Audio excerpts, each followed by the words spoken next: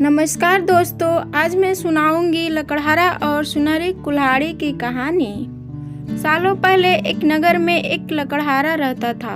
वो रोज जंगल लकड़ी काटने के लिए जाता और उन्हें बेचकर जो कुछ पैसे मिलते उससे अपने तथा अपने परिवार के लिए खाना खरीद लाता था। सालों से वो पूरी मेहनत और लगन से यही काम कर रहा था। उसका पूरा परिवार बहुत खुश था। एक दिन वह नदी के किनारे पेड़ की लकड़ी काट रहा था। लकड़ी काटते काटते उस लकड़हारे की कुल्हाड़ी नदी में गिर गई। लकड़हारा तेजी से पेड़ से उतरा और अपनी कुल्हाड़ी ढूंढने लगा। जब उसे अपनी कुल्हाड़ी पेड़ के आसपास नहीं मिली तो वो समझ गया कि कुल्हाड़ी नदी में ही गिर गई। लकड़हारा इससे काफी दुखी हो गया। उसके पास इतने पैसे नहीं थे कि वे अभी के अभी नई कुल्हाड़ी खरीद ले। निराश लकड़हारा नदी के किनारे बैठे बैठे रोने लगा। आज उसके बच्चे भूखे सोना होगा। लकड़हारे मन ही मन भगवान से प्रार्थना करने लगा। उसके रोने की आवाज़ सुनकर वहां नदी के देवता प्रकट हुए। उन्होंने लकड़हारे से पूछा, बेटा तुम इतना क्यों रो रहे हो? कुछ खो दिया है क्या तुमने इस नदी में? नदी के देवता के सवाल सुनते ही लकड़हारे ने अपनी कुल्हाड़ी गिरने की कहानी सुना दी। नदी के देवता ने पूरी बात सुनी और वो भी कुल्हाड़ी ढूंढने लगे। कुछ देर बाद नदी के देवता नदी से एक कुल्हाड़ी लेकर आए।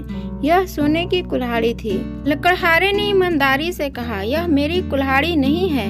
नदी के देवता एक बार फिर से नदी में कुल्हाड़ी ढूंढने चले गए। थोड़ी देर में नदी के देवता नदी से बाहर निकले। इस बार उनके हाथों में चांदी की कुल्हाड़ी थी। लकड़हारे ने इस बार फिर ईमानदारी से कहा, यह भी मेरी नहीं है। देवता एक बार फिर पानी में गए। वह इस बार हाथ में लोहे की कुल्हाड़ी थी।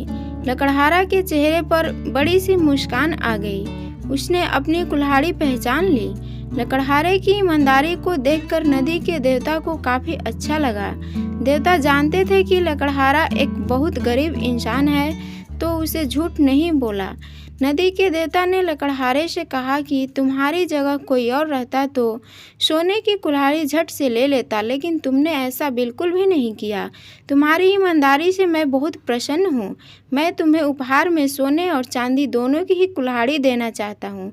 यह मेरी तरफ से उपहार है। कहानी से सीख, ईमानदारी सर्वोत्तम नीति है। ईमानदार व्यक्ति का हमेशा सम्मान होता है। Thanks for watching.